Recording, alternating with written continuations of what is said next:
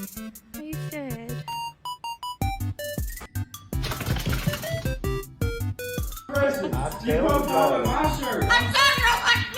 Today, and Nicole DiDonato live in East Town.